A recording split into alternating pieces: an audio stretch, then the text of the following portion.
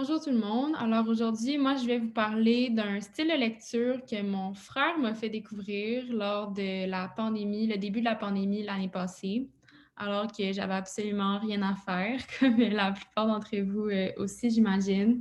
Donc, c'est ça, je m'ennuyais vraiment beaucoup, absolument rien à faire. Donc, mon frère m'a fait découvrir les mangas, qui est un style de lecture que lui lit depuis des années, je dirais. Puis je suis vraiment contente qu'il me l'ait fait découvrir parce que je pense que je vais en lire pendant vraiment longtemps, sincèrement. C'est super cool à lire. Puis je vais vous en parler un petit peu dans ma présentation. Donc, pour ceux qui ne savent pas c'est quoi un manga, c'est une bande dessinée japonaise. En fait, c'est le mot utilisé pour traduire bande dessinée au Japon. Puis ça regroupe tous les styles. Et souvent, ça va être en noir et blanc, comme on le voit sur l'image ici.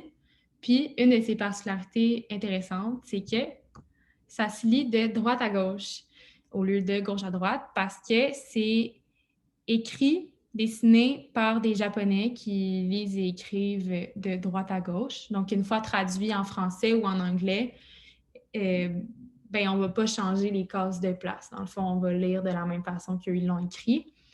Donc, ici, je vous ai fait un petit schéma avec des numéros pour essayer de vous faire comprendre comment lire une page de manga, par exemple. Et ça ressemble à ça. Fait que voilà. Puis aussi, lorsque vous avez le livre papier en main, ben on va le lire comme à l'envers. On va commencer à la fin, puis on va tourner les pages de l'autre côté, en quelque sorte. Donc, comment ça a commencé les mangas? Ça vient d'où? Donc, ça vient du Japon, comme je vous ai dit. Mais la première fois que le mot manga a été utilisé, c'est en 1814, quand l'artiste Katsushika Okusai a publié le Okusai manga, qui était en fait son cahier de croquis. Fait que le cahier de croquis d'Okusai, c'est ça le titre en fait. Fait qu'on peut comprendre que manga, ça se traduit par croquis ou dessin non abouti. Ensuite, après ça, les mangas ont été popularisés lors de la montée de l'impérialisme au Japon.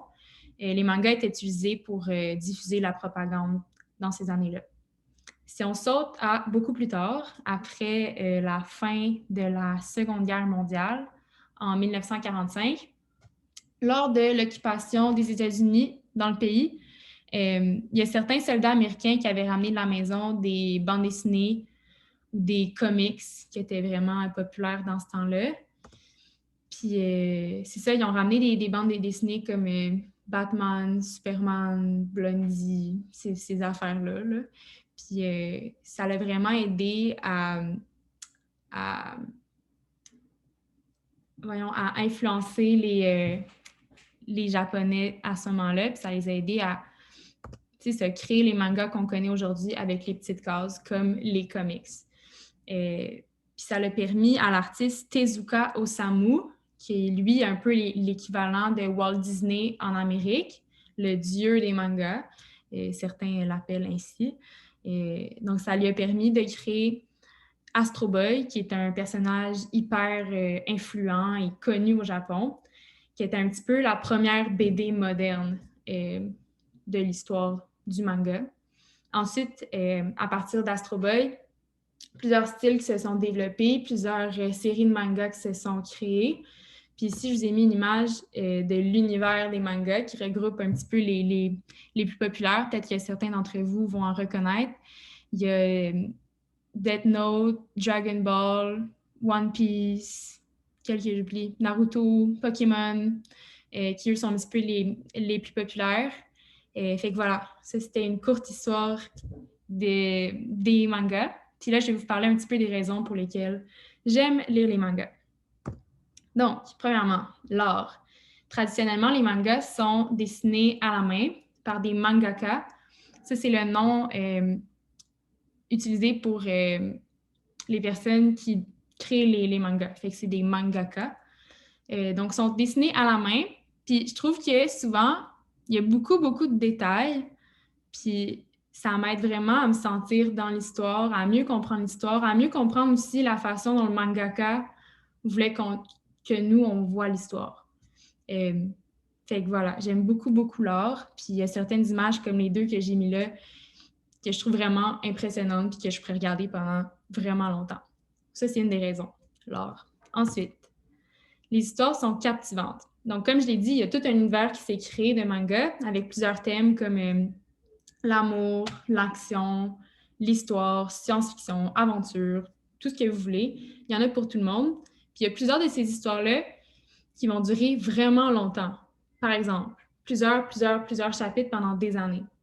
Ça, c'est vraiment cool, par exemple, pour les gens qui aiment lire, puis que, exemple, vous venez de finir un livre qui était super bon, puis que là, vous dites « Oh my God, ça aurait tellement été cool que ça continue plus. » Ben, exemple ici, One Piece, qui est juste devant vos yeux. Ça, c'est un des mangas qui a duré le plus longtemps de l'histoire, je crois. Son premier chapitre est sorti en 1997, puis depuis ce temps-là, à chaque semaine, il y a un chapitre qui sort. Puis ça dure encore aujourd'hui. À droite, je vous ai mis une image de la couverture du 1000e chapitre qui est sorti en début 2021, je crois, le 3 janvier. Puis c'est ça, depuis ce temps-là, ça continue encore à chaque semaine. Ce vendredi, ça va être le chapitre 1014 qui va sortir. Je trouve ça vraiment impressionnant qu'il y ait autant de chapitres.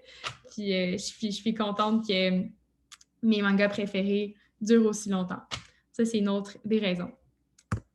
Ensuite, la culture japonaise est vraiment imprégnée dans les mangas, puisque c'est écrit par des Japonais. Bien souvent, on va retrouver certaines façons de faire ou certaines traditions dans les histoires. Par exemple, juste le fait qu'on lise de droite à gauche, ça, c'est un des exemples à quel point on est imprégné dans la culture. Mais c'est ça, comme je disais, les traditions, souvent, on va les retrouver dans les histoires. Puis moi, je voulais vous parler d'une phrase que j'ai apprise récemment dans un des mangas que j'ai lu. Je voyais souvent cette phrase-là, puis je me demandais ce que ça voulait dire. Une phrase en japonais, c'est Itada Kimasu. Puis ça, dans le fond, c'est une phrase qui se traduit par « je reçois humblement ». Puis ça, ils vont dire ça, les Japonais, avant de manger. Puis c'est une forme de respect.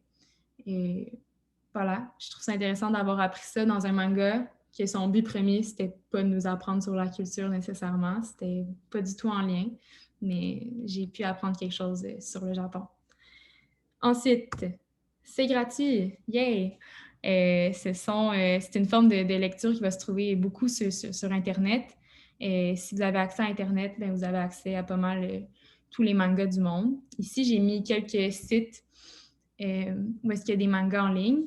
readm.org, mangakacalotte.com, ou sinon, vous mettez juste le nom de votre manga, scan sur Google, puis vous devriez le trouver. Donc, ça, c'était un peu mes raisons pour lesquelles j'aime lire les mangas. J'espère que j'ai pu vous en apprendre un petit peu sur son histoire. Puis, voilà, si vous avez des questions ou vous voulez des recommandations, vous pouvez m'écrire par Mio. Merci de m'avoir écouté. Fin du partage.